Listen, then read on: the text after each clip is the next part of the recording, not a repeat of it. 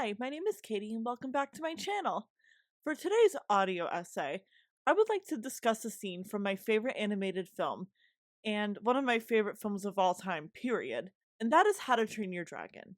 Specifically, I would like to discuss a sequence of dialogue that is a huge standout to me, that being the correspondence between Hiccup and Astrid overlooking the ocean after Hiccup has been disowned by his father and, well, lost everything.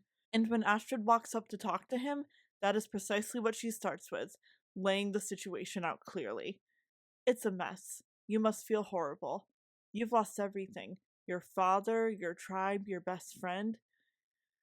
Opening with this is crucial to Astrid's intention, which is that of an empathetic motivator. She is acknowledging the situation, how it must make Hiccup feel upfront and clearly, so she can then build upon that foundation to inspire him. I also think unwritten between the lines is an unspoken, but you have gained something, and that's my support and understanding. I'm standing right here. And Hiccup responds with a line throwback in his usual sarcasm, "Thank you for summing that up." He then goes on to say something that really drives home his current outlook and viewpoint. Why couldn't I have killed that dragon when I found him in the woods? It would have been better for everyone. This tells us his mindset is still what he told Gobber earlier after the dragon raid, one of wanting to conform. He's down on himself for not being what he is expected to be, convinced that because he doesn't conform to the Viking ways, he is worthless. And Astrid is about to blatantly tell him that he is wrong, in a way that is ultimately incredibly kind. She flat out states, "Yep, the rest of us would have done it," addressing the standard of their society, but then adds on, "So why didn't you?" When Hiccup doesn't immediately answer, feeling ashamed, Astrid tenderly reiterates, "Why didn't you?" What Hiccup, in his lack of self-worth, doesn't understand is that this question isn't accusatory from Astrid, as it has been from just about everyone else in his life. She doesn't mean it as a negative. It's the first instance in this conversation of it being made clear that, from her perspective, Hiccup not doing what most Burkians would have done and being different is a good thing. A brilliant, powerful thing. And Hiccup dismisses her question with a half-hearted, "I don't know, I couldn't." He doesn't even want to answer the question because he is so steeped in shame, guilt, and insecurity. But what I love is that Astrid calls him out on this and simply says, "That's not an answer." Because it's not. And she's going to get through to him if it's the last thing she does. Hiccup then asks a pretty fair question, given how Astrid treated him earlier in the film, especially while she thought he was cheating during the competition, which is a whole other discussion for another day. But he genuinely wants to know, why is this so important to you all of a sudden? After all, the things he's done and his perspective on the world has never been valued by anyone else before, including her, so far. Why should she care now? And Astrid responds with an incredibly sincere line, driven home by America Ferrera's delivery. "Because I want to remember what you say, right now." There's something so sweet about how open Astrid is being here, knowing she needs to be clear in her praise and changing viewpoint, with Hiccup being in such a low and emotionally vulnerable place. She can't play games or dance around. He needs to hear from somebody that he is not worthless. And Hiccup burst, because already he's tired of entertaining this notion that what he did and what he believes might have value. Everything Astrid is saying, given his life experience, is utterly absurd, and he angrily reiterates what we know he has been trained to believe about himself his entire life. "I was a coward. I was weak. I wouldn't kill a dragon." And with what I swear is the slightest of smiles in the animation, Astrid notes, "You said wouldn't that time." Right here is the heart of the point. This is why this dialogue scene is one of my absolute favorites of all time. The power of couldn't versus wouldn't. You see, couldn't is a commentary on ability, and from Hiccup's perspective, his incapability. But wouldn't? Wouldn't is a choice, a stance. It's an act of agency. And this difference represents the perspective Hiccup has had about himself versus how Astrid views his choice to not kill and ultimately train Toothless. To Hiccup, it is the ultimate nail in the coffin of his weakness and lack of conformity.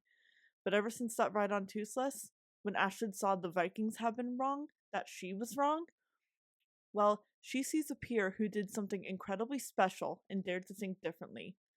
What is cowardice to Hiccup is remarkable bravery to Astrid.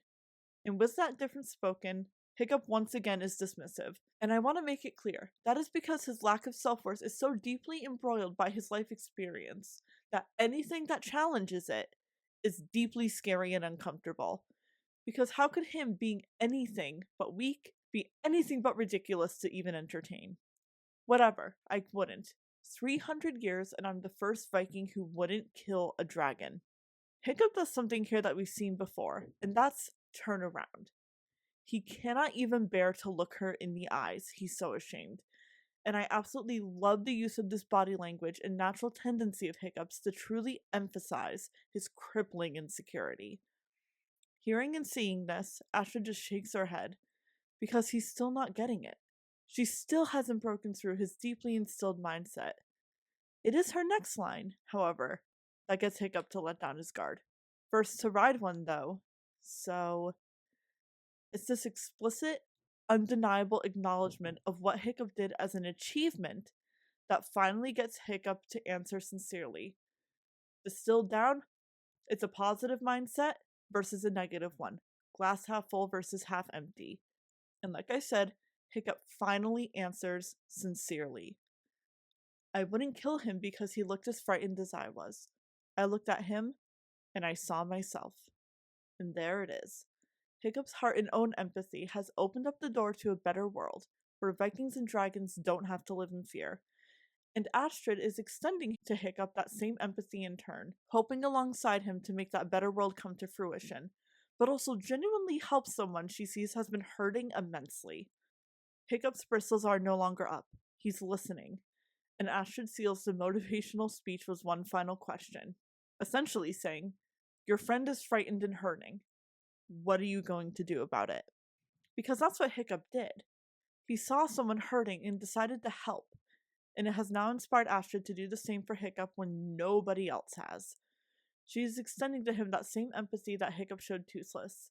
This is why the central question of this conversation Astrid is trying to get Hiccup to answer, "So why didn't you?" is the same exact question Hiccup wonders and asks after Toothless spares him. This scene is truly the first instance in the franchise of Astrid being Hiccup's motivator, which will become a recurring theme. What I love about it, though, is it's from a place of genuine care and not a sense of obligation on Astrid's part to play therapist. That's not what this is. It's the building of romantic foiling between these two characters and genuine love. Hiccup has a tendency to get down on himself. Astrid is really good at motivating and getting through to him, and that's one aspect of the many ways, going both ways between them, I might add, that they help each other, bring out the best in each other, and balance each other out. This dynamic is present in all of the films, in the shows, and heck, even in the Untrainable Dragon show at Universal Beijing and Isla Burka Epic Universe. And it all started with this scene, and a simple observation put forth by Astrid. Couldn't versus wouldn't. I know this was yet another shorter audio essay. My first one was longer, but I'm generally trying to keep these shorter and my thoughts concise. That being said, I absolutely loved getting to write the script and my thoughts surrounding this moment that I just think is brilliant writing and love so much. And I hope you enjoyed what I had to say. This film means a lot to me. In fact, it's been there for me and gotten me through a lot. And this is a scene that I haven't seen discussed to its full depths before. Thank you so much for listening, and I'll see you in the next episode. Bye.